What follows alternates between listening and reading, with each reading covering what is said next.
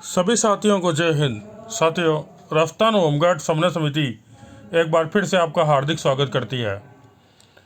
जैसा कि आप सबको पता है कि राजस्थान होमगार्ड समन्वय समिति राजस्थान का वो ग्रुप है जो हर एक चीज़ के लिए हाई कोर्ट के अंदर संघर्ष है और उद्देश्य मात्र इतना ही है कि हर जवान को उसका हक कोर्ट के माध्यम से दिलाया जाए और न्याय की जो लड़ाई है वो लड़ी जाए। हमारा उद्देश्य आम जवान के हितों की रक्षा है और आप सबको आज एक नई इन्फॉर्मेशन दी जा रही है जो कि आप सबके लिए जानना बहुत ज़रूरी है। इसके अंदर जो जवान पूछता है कि डीए एरियर का क्या हुआ, उसके लिए भी खबर है। जो जानना चाह रहा है सीएनडी ग्रुप के अंदर रिजर्वेशन का क्या हुआ, ये खबर उनके लिए भी है। और जो ये जानना चाह रहा है कि नई भर्ती का क्या हुआ, ये खबर उनके लिए भी है। यानी हर उस सवाल का जवाब आप इसमें देख पाएंगे जो आपके मन के अंदर है। तो सबसे पहले बात करते हैं जो कि SAW 2034/2024 जो कि वेतन में जो डीए एरियर था उसके संबंध के अंदर थी। ये स्टेट ऑफ राजस्थान ने होमगार्ड समन्वय समिति के विरुद्ध लगाई थी और माननीय जो पूर्व के चीफ जस्टिस साहब हैं जो अब मद्रास जा चुके हैं, श्रीवास्तव साहब, उन्होंने इस पर स्टे दे दिया था। आप सबको पता है तो एक कंटेम जो 785/2023 था, उसके अंदर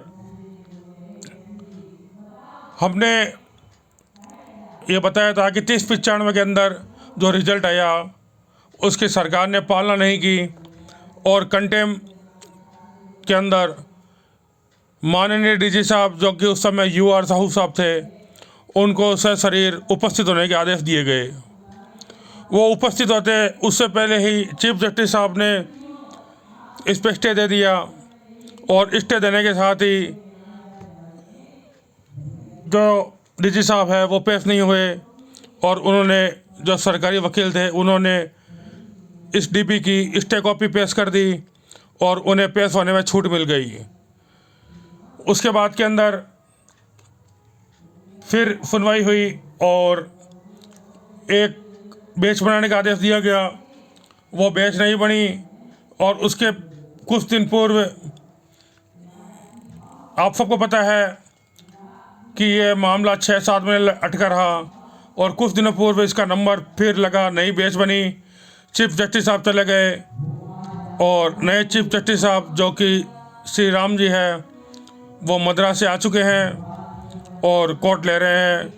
ये 3 नंबर कोर्ट के अंदर पिछली बार लगी थी जिसके अंदर जो एजी थे राजेंद्र जी वो पेश नहीं हुए और उनकी जगह अर्शिता ठकराल मैडम पेश हुई। उन्होंने बताया कि एजी साहब के नहीं होने से 2 वीक का टाइम दिया गया। इसका समय मिला, वापस 8 तारीख को लगी लेकिन बेंच नहीं बनने के कारण इसका नंबर नहीं लगा।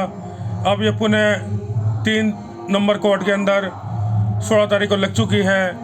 इसका नंबर 37 नंबर पर है और इसकी कोर्ट टाइमिंग 3:30 बजे से 4:30 तक, यानी 1 घंटे का कोर्ट रहेगा, जिसके अंदर स्पेशल बेंच बनी है इंद्रजीत सिंह जी और आशुतोष जी। इन 2 की बेंच के अंदर ये लगने वाला है। इसके अलावा जो CW 857/2020 जो कि होमगार्ड समन्वय समिति व्हाट्सएप स्टेट ऑफ राजस्थान के नाम से है, ये डेली कोस्ट लिस्ट के अंदर 16 तारीख को ही लगी है, यानी 16 तारीख को 2 फाइलें लगेगी। ये 29 नंबर कोर्ट के अंदर 163 पर लगी है।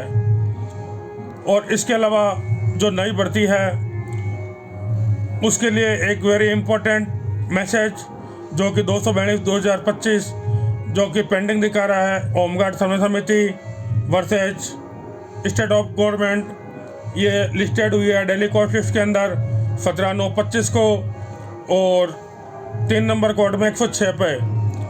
इसका नंबर बहुत जल्द लगेगा क्योंकि कोर्ट लिस्ट है वो लगभग 50 के बाद में शुरू होने वाली है, यानी इसका नंबर 1 बजे से पूर्व, लंच से पूर्व आएगा।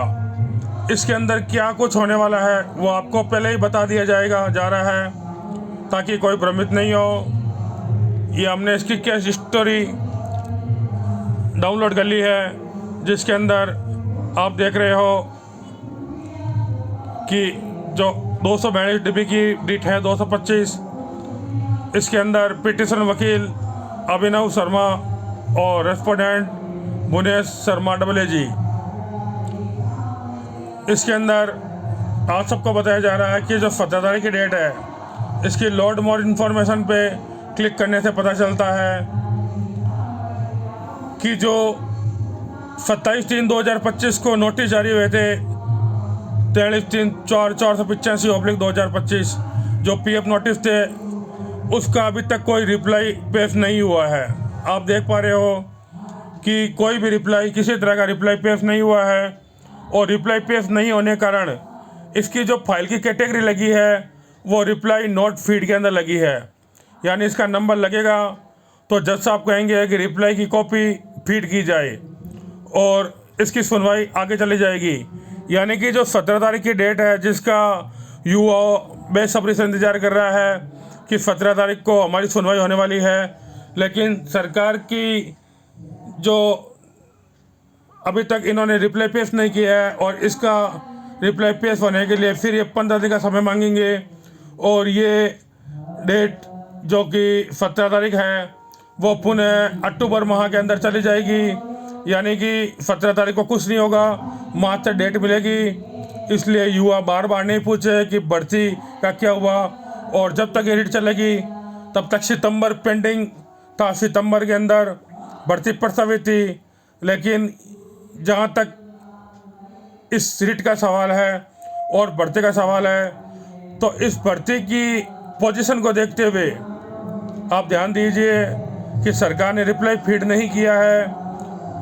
तो इस रीट की जो वर्तमान पोजीशन है, जो कि आज 13/9/2025 को रात 9:28 पे डाउनलोड की गई है, इसके अनुसार इसमें कोई रिप्लाई फीड नहीं हुआ है, और रिप्लाई नहीं फीड होने के कारण इसकी डेट आगे जाएगी। यानी सितंबर माह के अंदर फिजिकल के चांस बहुत कम है।